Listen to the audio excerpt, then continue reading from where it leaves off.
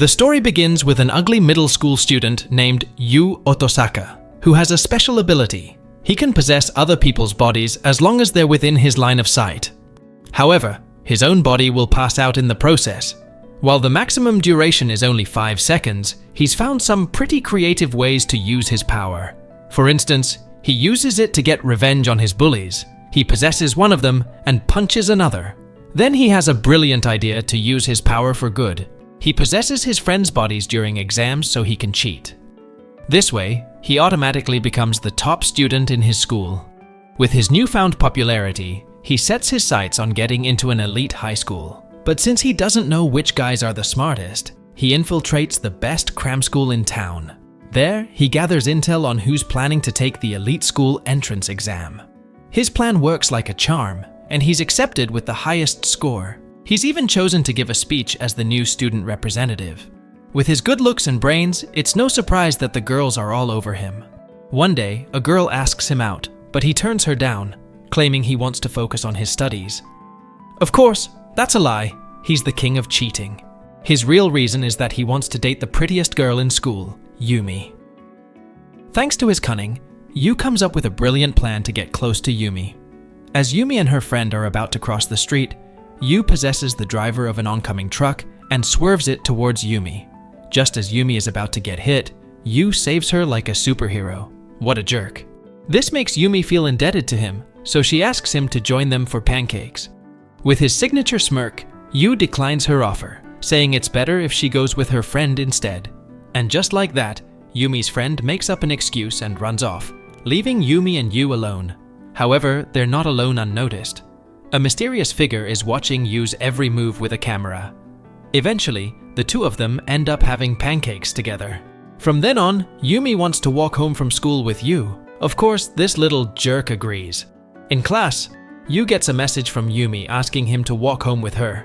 This makes Yu laugh like the most evil villain on the planet. But as he's about to leave, he gets called to the student council office. There, he's told to retake an exam question because someone reported him cheating. He's forced to do it alone. Yu tries to refuse, but the student council president says that if he doesn't, he'll be expelled from school.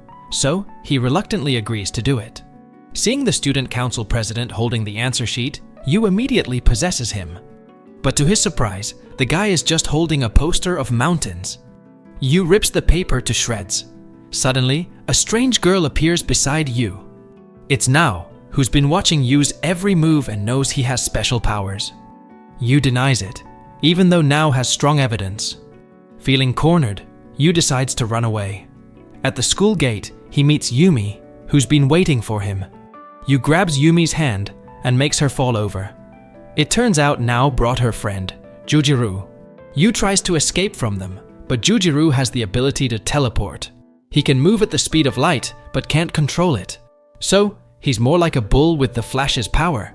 Jujiru manages to catch Yu, even though they have to cross a river. There, Nao shows up and explains that Yu will be transferred to Hoshinumi Academy.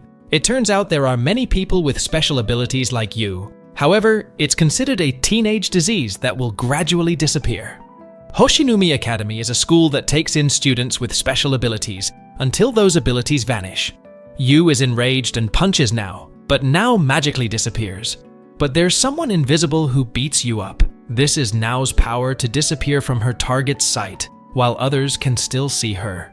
At his new school, Yu is recruited into the student council with Nao and Jojiru to find people who are abusing their special abilities like Yu. When he gets home, Yu's younger sister, Ayumi, turns out to be transferred to Hoshinumi Academy as well. They're left alone because their parents went to buy milk and never came back. So their uncle is forced to take care of them. Ayumi makes Yu some scrambled eggs, which Yu still doesn't like even though he's eaten them every day. The next day, they move into a new apartment.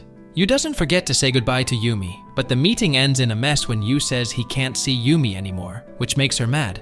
Serves you right, you jerk. Nao and Jujiru come to help them move their stuff into their new apartment. But Yu, the little jerk, doesn't like them being there. The next day, Ayumi packs Yu a lunch of scrambled eggs. Yu thanks his sister, even though he's really bored of scrambled eggs. When he gets to school, Nao and Jujiru are waiting for him.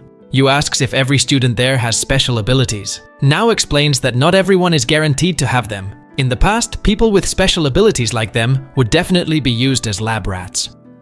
This happened before the system was created at this school.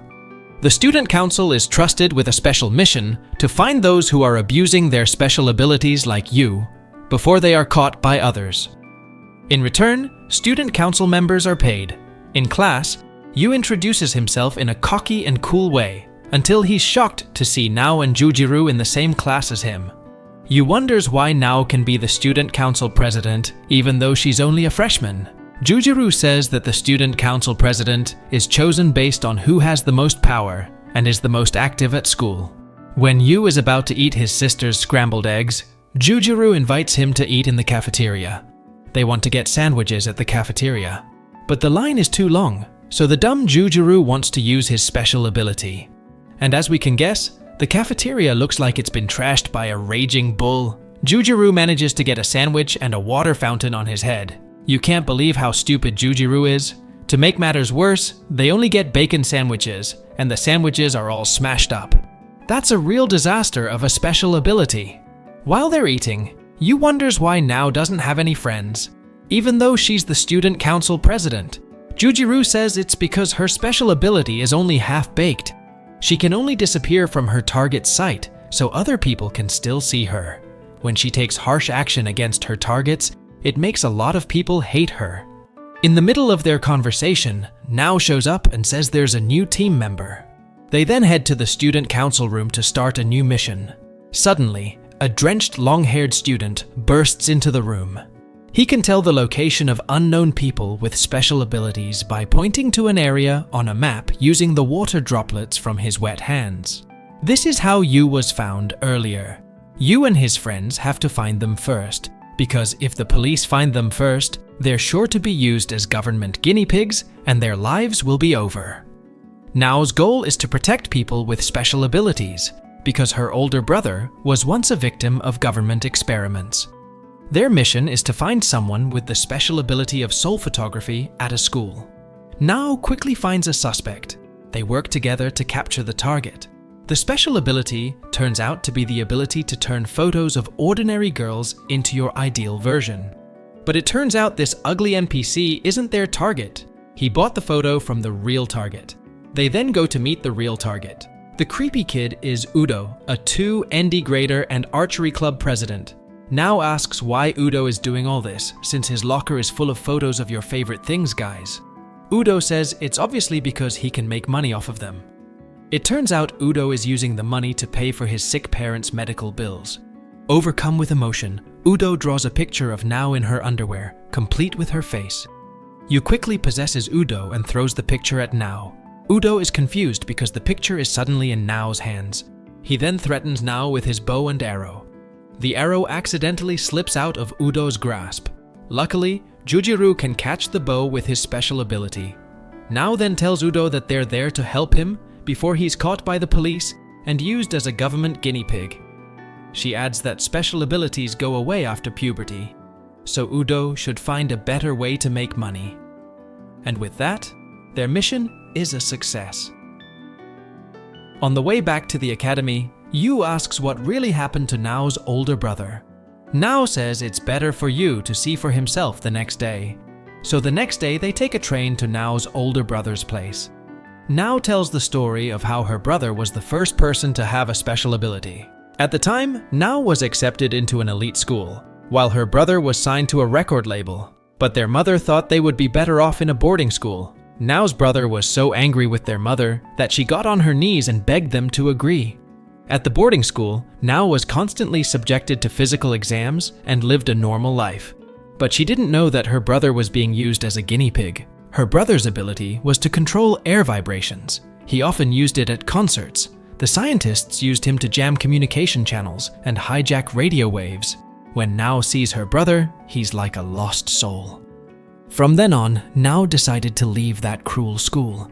When they get there, Yu is shocked to see Nao's brother, who looks like a madman. Nao says her brother thinks he's playing guitar. His moans are the melody. It's really sad. They take Nao's brother outside to see the sights. Nao's brother is able to be there thanks to the help of Nao's trusted aide. But no one can cure people with a disease like Nao's brother's. Scientists think of kids with special abilities like batteries that are just thrown away when they're broken. Since it's getting late, they decide to head home. At home, Ayumi is waiting for Yu at the door. Yu thinks that if he has a special ability, his sister might have one too. This worries Yu, even though his sister is so annoying. Thanks for watching. If you're enjoying the video, don't forget to leave a comment and like to support this channel. Love you guys.